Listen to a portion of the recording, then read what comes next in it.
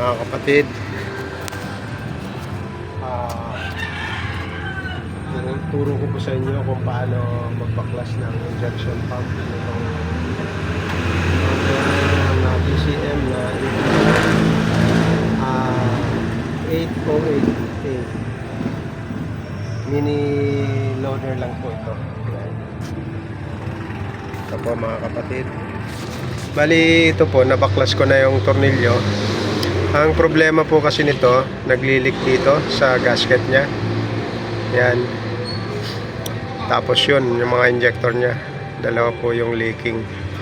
So ang pagbaklas po nitong injection pump, kasi ito pag nakasalpak lang to dito pag binunot mo siya, hindi mo na kailangan timing, basta tatanggalin mo lang siya. Pero may technique din pagtanggal nito, kasi kung mapapansin nyo po, hindi yan basta-basta nabubunot. Ayan, ayan, hindi po yan. Halimbawa, natanggal na lahat ng tornilyo, ayan, hindi pa rin po yan mabubunot basta-basta. Ayan, kasi may nakakalang yan dyan. Gagawin nyo po, itong acceleration nya, dito na rin po yung pinaka patayan nya. Pag ginanon nyo, patay yan, accelerate yan. Yan. Pag inangat yung ganyan, patay yan. Yan. So dapat, paano matanggal ito na walang hirap? Ang gagawin nyo po, ito, igaganon nyo. Yan.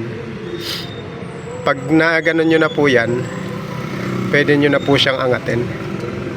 Yan. Wala lang po kasing humahawak. Yan. Yun. Naangat na po siya. Kasi bakit siya tapos pag hinugot nyo, kailangan medyo patagilid ng ganyan. Yan. Ito po siya. Yan, injection pump. Bakit po siya kumakalang? Nakita nyo po may gatla. Ayan, gatla. Meron po kasing kinakawitan dito, yung ito, para siya sa RPM. Ito po yun. Yan. Yan yung RPM nya. So hindi mo mabubunot kasi nakakalang nga ito. Yan. Nakakalang yan. Kailangan isentro mo yung gatla nito. Ayan. May gatla yan kung makikita. Basta may ito. Yan. Ito, may gatla yan dito. Kailangan itapat mo siyang ganyan. Yan. Pag nakatapat ng ganyan, saka lang mabubunot. Kasi pag nakaganyan, hindi mo nga mabubunot kasi nakakalang. Yan po mga kapatid.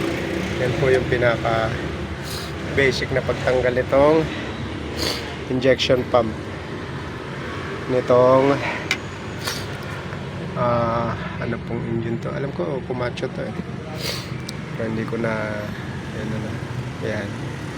Yan pa mga kapatid ang ating tutorial ngayon. Tapos ito, pwedeng dito lang sa return.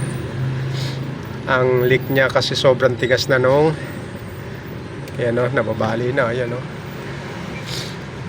so pwedeng dyan lang rin ang leak nya or sa washer ng injector. Ganun lang po ang problema niya mga kapatid. Yan, ito po injection pump. Thank you po mga kapatid. Pa-like and subscribe po. Salamat.